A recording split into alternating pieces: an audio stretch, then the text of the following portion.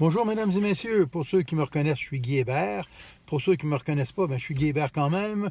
Je suis le rédacteur en chef du journal, du magazine L'Écho du transport. Bienvenue à notre premier podcast pour commencer l'année 2018. Au cours des prochaines semaines, je vous ferai un peu un résumé de l'année 2017, mais il y en a eu assez pendant le temps des fêtes. Je vais juste vous dire ce que vous allez retrouver dans votre revue de décembre 2017, si vous ne l'avez pas encore lu. Si vous l'avez lu, j'espère que vous l'avez apprécié. La prochaine revue sera de janvier-février 2018. Elle sera publiée au mois de février.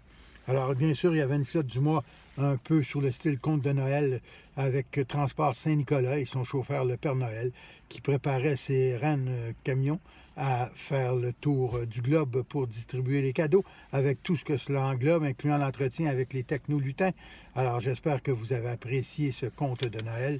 Il y avait aussi un article intéressant sur le cheval canadien, car avant le cheval vapeur, les chevaux vapeur qu'on connaît aujourd'hui, les horsepower, comme on dit, il y avait des chevaux canadiens pour aider à défricher le sol sur lequel nous vivons, pour aider à transporter tout ce qu'il y avait à transporter à l'époque, passagers et à la fois personnes.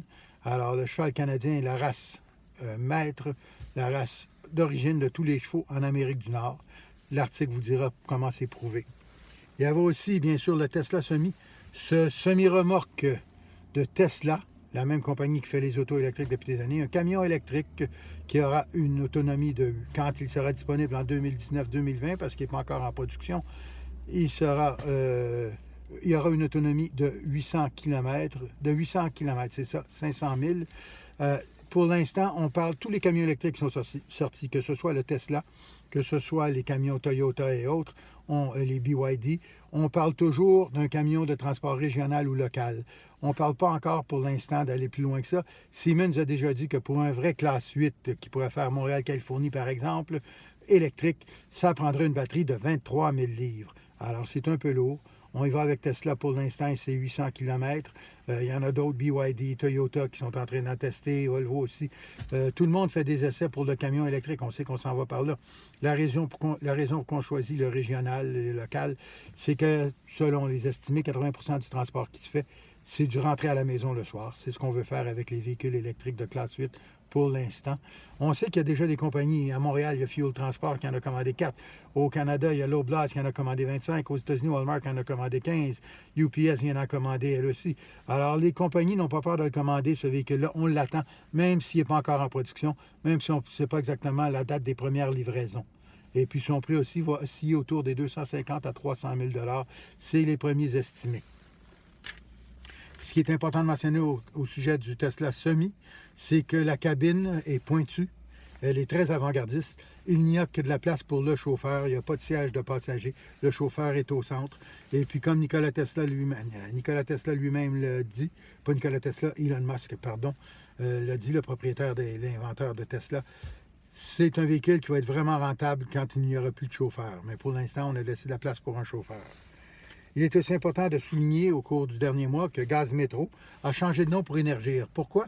Parce que Gaz Métro, ce n'est plus seulement le gaz naturel, c'est aussi de l'énergie solaire, de l'énergie éolienne, même de l'énergie hydroélectrique aux États-Unis où ils ont acheté certaines centrales.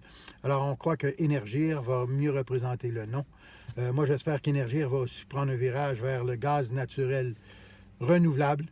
C'est quelque chose qui est très, très vert et puis j'espère qu'on va en avoir plus que le simple gaz naturel. Ça serait zéro émission avec du gaz naturel renouvelable. Alors, si Gaz Métro peut se retourner vers ça, ça va être fort intelligent.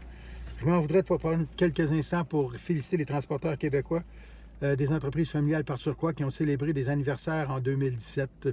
On peut penser à AGD Vex, AGD Verchères Express et la famille Dulude. On peut aussi penser au transport, la famille Dulude, 65 ans, Transport Hervé Lemieux et la famille Lemieux, 70 ans de service. Alors, félicitations à ces deux entreprises-là. Des entreprises familiales en transport, il y en a beaucoup. Des entreprises qui durent des dizaines et des dizaines d'années, comme ça, des décennies, il y en a un peu moins. On va essayer, dans le magazine L'Écho du transport, de vous en parler au fil des mois et au fil des années. Voici tout pour ce premier podcast, en espérant que vous l'avez apprécié. On va revenir, comme je vous ai dit, les prochains vont peut-être être consacrés à un retour sur 2017 et puis à ce qui s'en vient en 2018. D'ici là, je vous souhaite à tous une très heureuse année, prospère, sécurité sur les routes, s'il vous plaît, et peut-être un peu plus verte. Bonne année à tous.